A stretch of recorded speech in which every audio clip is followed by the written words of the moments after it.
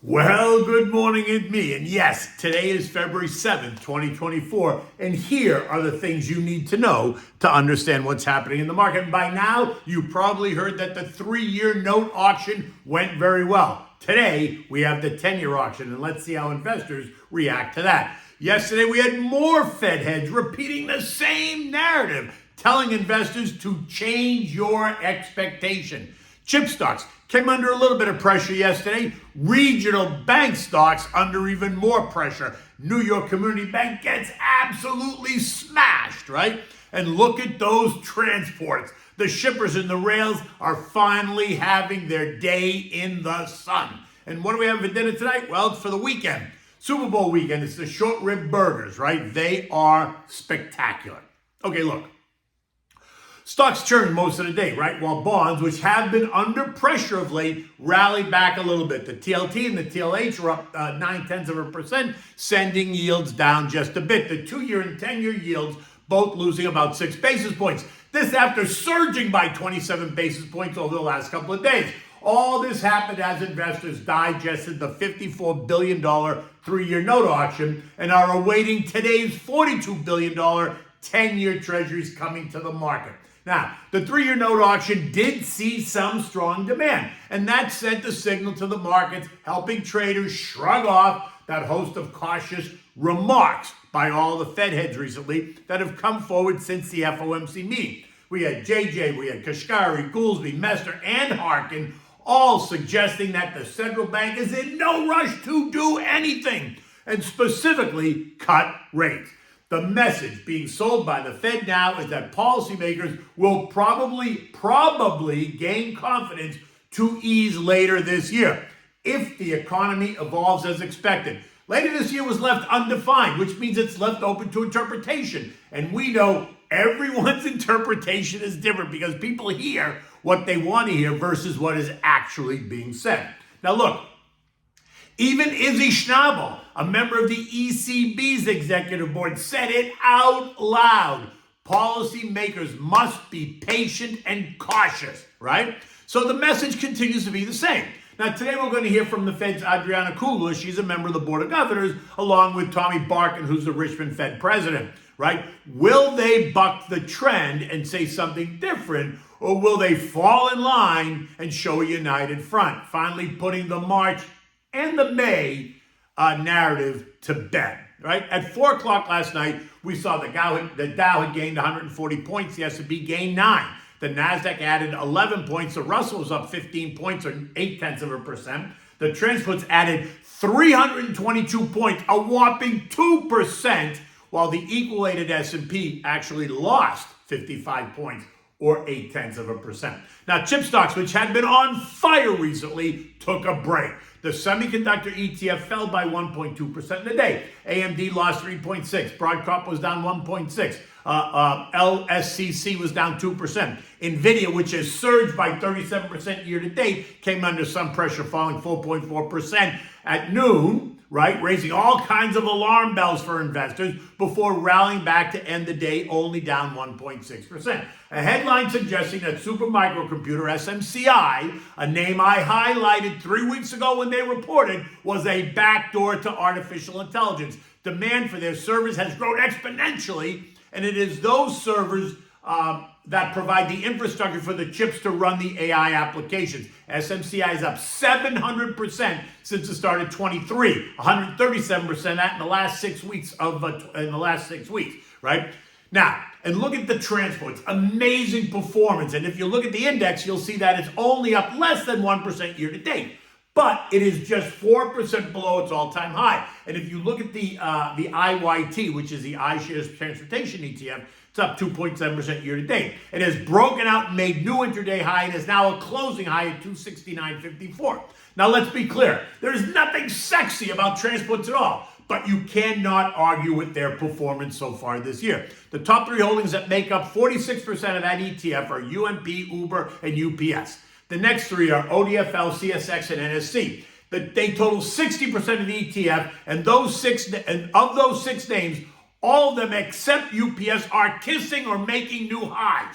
The story? We are officially out of the shipping recession that we've been in that we've been in, right? PE multiples are trading at a 5.5% premium to the S&P, and the environment is getting more constructive, providing a catalyst for the whole group. The rails as a group were up 3.3% year to date, with Canadian Pacific, CSX, and Norfolk Southern all up 6.5% or better. Now, the chatter all around the street is that no one is talking about a broad recession any longer. We are and have seen rolling recessions through different parts of the economy over the last year. The transportation sector, just the latest to emerge triumphant. Sorry, I just couldn't help myself there. Yet, let's not get too far ahead of our skis. And as we churn at the highs, you can feel the exhaustion. You can feel the tiredness. Look, these stocks are expensive right now, right? S&P is trading at 22.5 times forward earnings. Much of this is a result of the expected multiple rate cut narrative, which doesn't seem to be the same multiple rate cuts they were pushing only 2 months ago. What was 6 or 7 rate cuts is now maybe 2 or 3, and I don't even see that. If we get 1, I'd be impressed. Why? Because the current data does not support any cuts.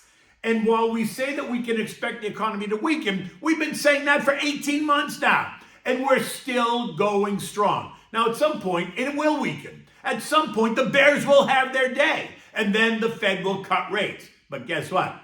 Not today. Now, New York Community Bank, oh boy, that is ugly and getting uglier. Moody's downgrades them to junk status. The stock getting kicked in the gut, down 22%. The 4th time in 5 days that investors have taken double digits out of it. New York Community Bank is now down 50% from last week when they announced their earnings, slashed their divvy, and exposed some of their exposure to the New York City commercial real estate market. And it was not pretty. And apparently, it's getting uglier by the day. What was a $14 stock in July of 23 is now a $4 stock in February of 24. The KRE, which is the S&P Regional Bank ETF, lost 1.6% yesterday and is now down 10% year to date. Names in the sector include Truist Financial down 1.8%, Citizens Financial down 4.8%, Regions Financial down 7.8%, PNC down 3.6%, Zion Bancorp down 11% all year to date, and a dozen more. Now get ready. The commercial real estate market is beginning to show even bigger cracks in the foundations. But don't worry. All the big PE firms and asset management firms are salivating to pick these buildings up for pennies on the dollar.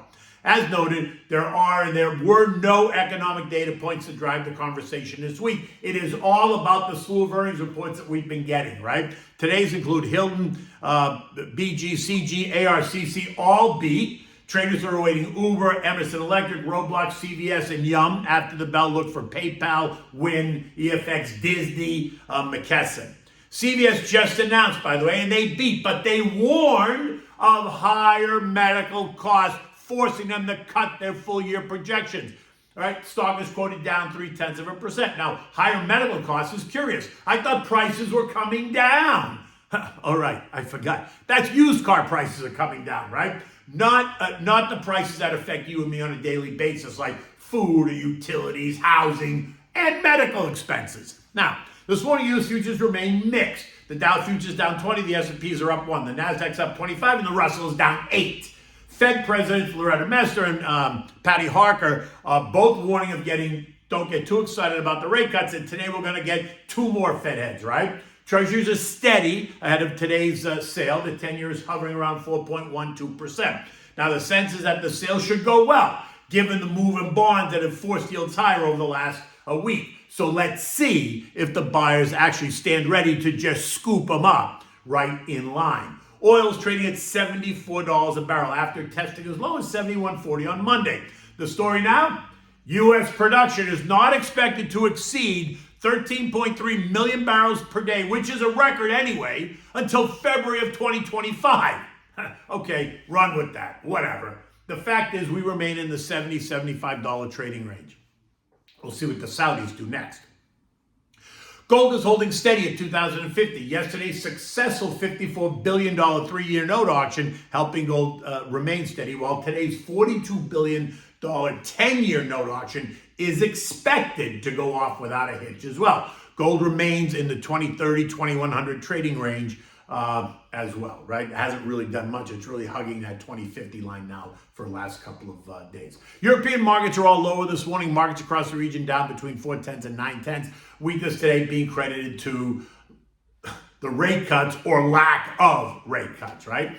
The S&P closed at 49.54, up 11 points. Look, we continue to churn in this tight range, 48.50, 49.70.